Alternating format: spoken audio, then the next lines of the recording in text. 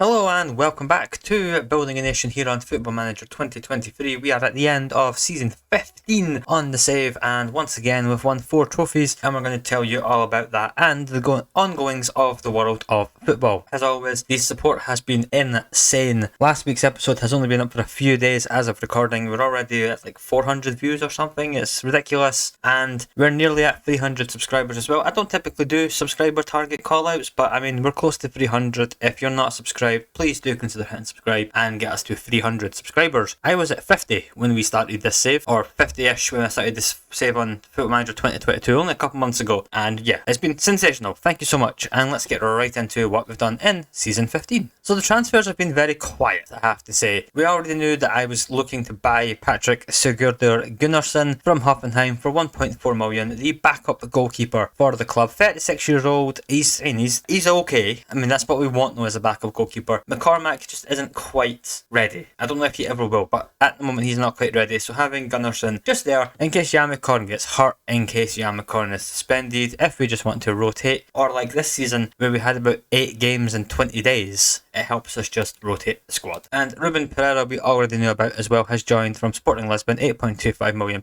for the Portuguese under-21 international. A very versatile midfielder, a professional personality which we love to see. He can play in the middle. We typically play him at right back more often than not. I think that's his position for the club going forward. If we look at wing back support, everything is pretty good except for his dribbling, which hopefully will improve over time. But he can play midfield, he can play defensive midfield. He's just a nice versatile option, and we do like versatility in the squad. In terms of the transfers out, there was only really one noticeable one to talk about. So we let a few of the younger players go. So Adel Steinsson, I think, has gone to FH. Ryderson has gone to Breidablik. He's a decent little player, him actually. I think he could do quite well for them. I mean, a decent season as well. 3 goals, 7 assists in the top flight as well. That's nothing to be too ashamed about. Miroslav Krute, we knew was going to leave. He's gone to Slovan Bratislava for a very nominal fee. A great servant for us. Miroslav Krute has been Mr. Reliable at the club over his tenure here, his 7 years or whatever it was at the club. Didn't play as often near the end because we did find Jan McCorn, and Jan McCorn is like one of the world's best goalkeepers pretty much, so you know. Davidson has gone to Fylkir, and Finson has gone just released. Finson is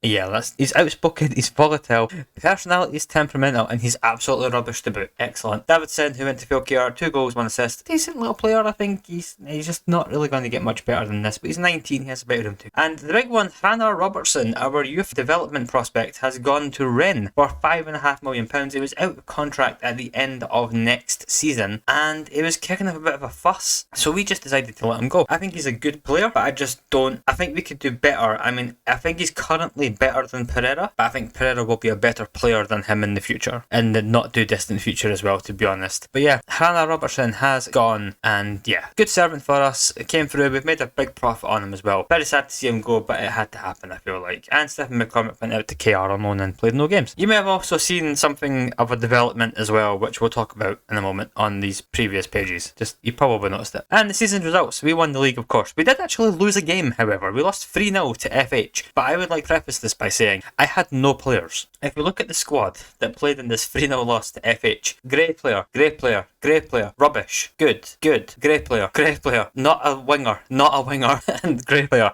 We had no players. All of our squad was on international duty. We still competed pretty well, but we did just fall 3-0 to FH in the end, but the league was over anyway. We did win the league with a 9-0 win over Fylkir, so that was nice. And yeah, another great league season. 1 loss was a bit annoying, but again, understandable. 1 draw against KR as well, and Sternen only about 2 points, still the second best team in the country. The Icelandic League Cup was a pretty routine walk to victory, as was the Champions Cup, as was the Icelandic Cup, with a nice 10-0 win in there. And in the Champions League, we are currently this season in 4th place, ahead of Man United, with 3 wins and a loss to Liverpool so far this campaign, but we did beat Barcelona at the Nou Camp, so that's good.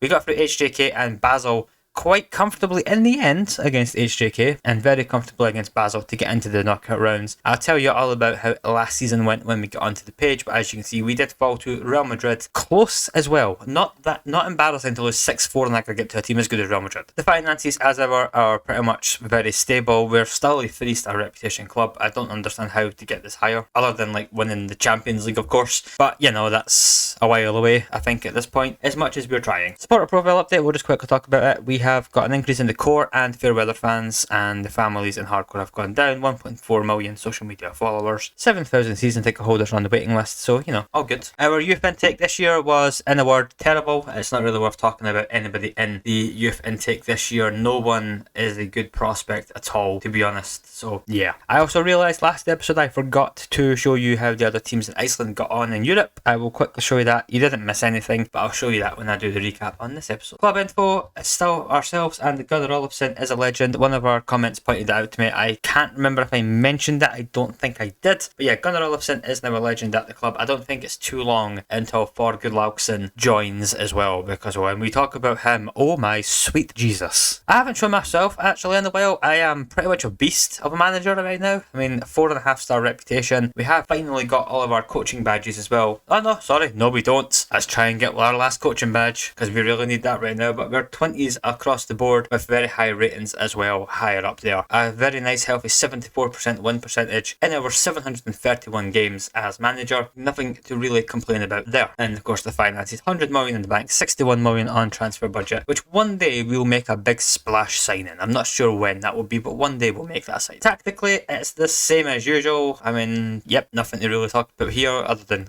goals, which we'll talk about that in a moment, and half our squad is wanted as usual. In the schedule, we'll quickly talk about last season's Champions League campaign as well. So as you can see, we did finish in 6th position, which I believe is our first time finishing in the top 8. So that's a nice little sign in progress. A nice healthy 19 points from 8 games as well did lead us into the skipped round. So we got to the round of 16. We didn't play in the knockout round for a change, and we did beat Porto 4-3 on aggregate. A nice good result for us there, and we did unfortunately fall to Real Madrid in the quarter-finals. No shame in how we lost, though. We did lose on penalties. Why? I forgot we lost them. Why is the other screen saying we lost on aggregate? I don't know. It was 5-5. We actually lost on penalties. I completely forgot that. I only played it a few days ago. And then Man City did win the Champions League on penalties against PSG. For anyone wondering, Man City won this year's, as we just talked about. Europa League was won by Liverpool, and the Conference League was won by IFK Göteborg, who beat Fiorentina in the final. So, the Conference League continuing to bring out surprises. If we look at the competition of the league, we are currently in 19th position overall. We have gone up again. We're into the top 20 as well now. So we're at 25 to 19. I think we should hopefully now start our charge to the top 10. We've got some leagues, I mean, surely we're better than the Scottish League, but in the Croatian League, Norwegian League, we've got to just get above these guys, get to the top 10. If we look at the qualification places, we are currently 12th, and we have 2 teams in the Champions League for next season, which is lovely. So Stjarnan will be joining us in the Champions League, which means they'll have multiple chances to hopefully get into the group stages of European competition. And we have 5 teams in total in Europe this year, which is beautiful. If you look at the coefficients as well, we are 14th in Europe. Stjarnan are down to 100. Everyone else is hanging around between 316 and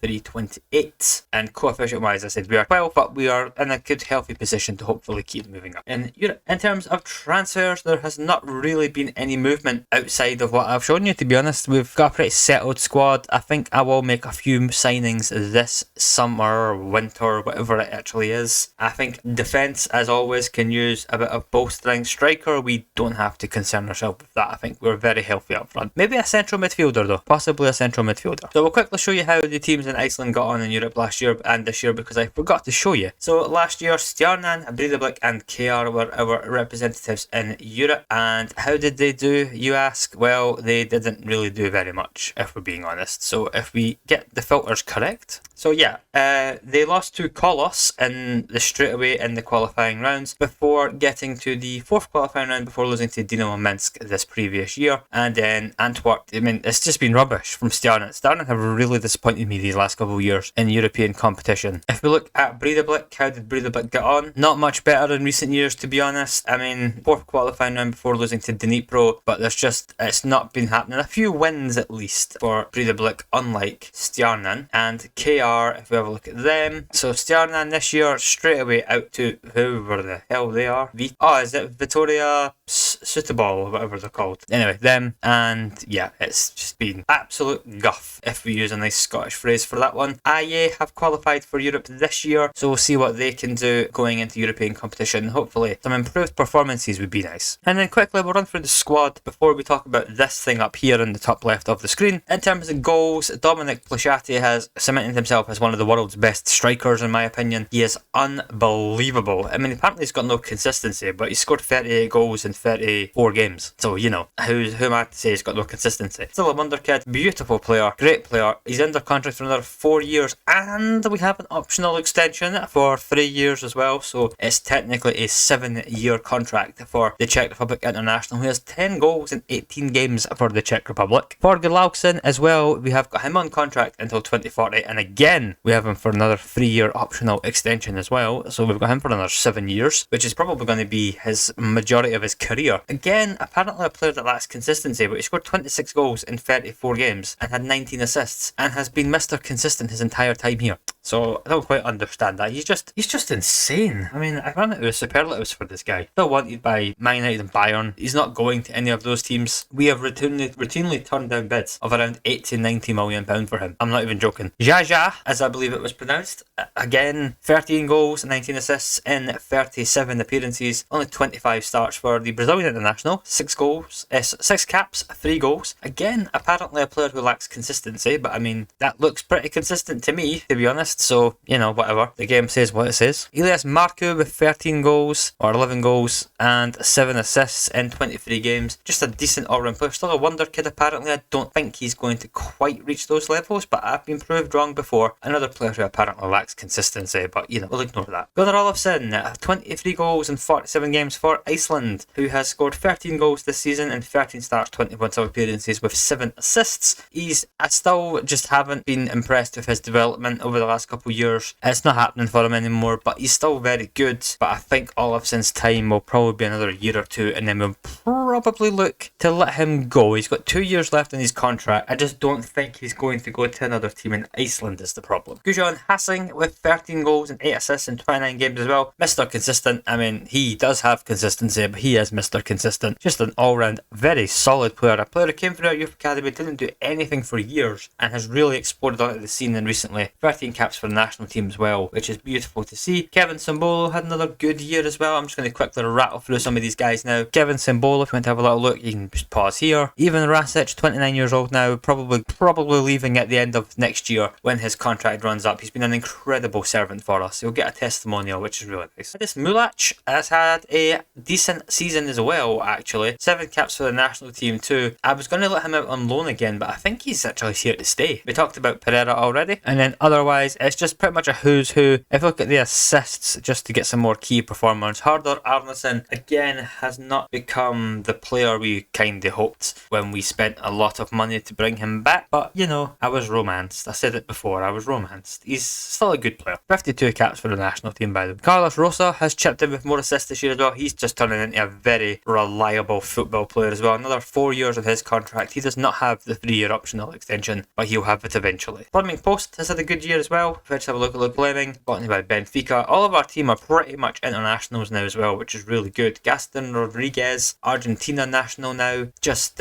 models. I mean, he's just a good football player. 20 years old, worth 48 to 54 million pounds as well. Ochoa, who did get dumped out at left wing one day, he's still improving into a good player, I think. I'm going to try and get him out on loan possibly this year, but we'll see how that goes. Same for Ortiz. I think he's just a good little player. Again, shunted out on the wing in that one pretty embarrassing game of football. And lastly, we'll just quickly show you Yamakorn. He's got another 4 years left of his contract because he had an optional extension of 3 years and we exercised it. We'll probably let him go at the end of his contract in 4 years time, but if he's still this good, then there's no real reason to let him go. Almost at 100 caps for Thailand as well. And lastly, we'll quickly talk about the big thing that you've probably noticed. I mentioned this in the last episode, but we're actually now the Iceland manager, as you do. So Callum Davidson was sacked actually not long after I spoke about it, and I started playing for the save again. So I figured, well, we might as well go for the job, shan't we? And of course we got it straight away. We've had a pretty good start to our tenure as manager. We did lose 1-0 to Turkey in a friendly, 4-2 to Italy, with a 3-0 loss to Mexico to follow. But in the games that mattered in the Nations League in the Diddy leagues against Liechtenstein, Latvia and Albania. We did win 6 out of 6 with 18 goals scored, 3 goals conceded, and we've been promoted into the next round of the Nations League. And if we look at the next season, we've not got any fixtures yet, but we'll have some games to play. I spoke about this sport as well. I wanted the Iceland job if I could get it, because at least now I can try and control the nation's future as well as the club and league's future. So that's going to be really nice. We've got Man United in 3 days, by the way, so can't wait to lose to them again, because we've never beaten Man United yet. Roma, Red Star Belgrade and Celtic still to play in the Champions League. So it's a tricky Champions League group, but we can hopefully get enough points to finish in the top 8 again and progress through a bye week to the knockout round of the last 16. I don't remember if there was anything else. I'm just going to quickly check the comments on the last video to make sure I've not missed anything. So someone asked, Sean asked what leagues we had loaded. I did reply to the comment, but just quickly to show you, Sean, we have got England, Scotland, France, Germany, Italy and Spain. We're all on view only. I've put the top 2 leagues in Scotland and England because obviously Scotland's my own country. My team is Hearts, so they play in Scotland, and England just because it's familiar to most people who are watching the save. So if anybody wants to know who's won the championship since I loaded the save, out of curiosity, West Brom, QPR, Watford, Millwall and Palace. I'll quickly show you the Premier League winners. It is exciting as ever. I couldn't even get over my words. Who's actually won the Scottish Premiership? Let me guess. Oh, Celtic and Rangers. What a surprise. In the championship, yeah, exciting stuff. Very exciting. We've had a few Icelandic people as well watching the save, which I'm really liking. Thank you so much for watching it. I love your country. I've been twice. I'm hopefully coming back again. Ideally 2024 for my birthday in June. I'm hoping to get to a few more games as well, because I'm hoping to get to a Selfoss game actually, because I didn't go to a Selfoss game. I've been to, for anyone interested, I'll just quickly ramble about this. I went in 2016 and there was no games because of, 2016 I went and there was no games because the Euros were on, so I was sitting in the town square at the bottom of the shopping street. I completely forgot the name of it, I'm really sorry. There's like a little square, they put the screen up to show the games. I watched the first Iceland game there, which was a magical experience. And a couple of days after I came home, Iceland knocked out England, which was beautiful. And then in 2018, me and my girlfriend went and I went to 3 games. I went to Iceland versus Ghana in the build up to the World Cup. Iceland were 2-0 up and drew 2-2 in that game against a pretty rubbish Ghana team, to be honest. And then I went to, I can't remember the order I went to, but I went to see Valur beat KA 3-1, and then I went and see the KR draw 2-2 with FH, in which Scotland's own Stephen Lennon, I think he's the top foreign scorer of all time in the Icelandic top flight, scored an absolute worldie of a volley from about 40 yards out. It was a magical, beautiful experience. That game was great. It was 1-1 in the last few minutes, and then both teams scored late goals to make it 2-2. Great game. I love that stadium. I went to KR in 2016 and they gave me like a scarf and everything because I was from out the country and I travelled on the bus to go by myself to the stadium, as you do. So hopefully in 2024 I can get back there and see some football and hopefully go to a Selfoss game. That would be really, I think I'd really like that. It would be a nice little bow tie to the save. I can go and tell them about my magical plan for them going forward. But that's going to pretty much do it for today's episode. There's nothing really to talk about outside of what I have. I don't think I missed anything. Apologies if I have. It's ran on a bit long, this recording. I'm going to go have some dinner because I'm just in work and I came straight to record. So if you want to see anything in the next episode, please do let me know and I will be sure to show you that in next Friday's episode. I'm hoping to get ahead of recording a little bit as well, so apologies if I'm a bit late getting to your requests, but I will try my best. So thank you very much for watching. Again, please do hit that subscribe button if you are interested in seeing more, and I'll leave you with that. So I'll see you next Friday. Thank you very much for watching and goodbye.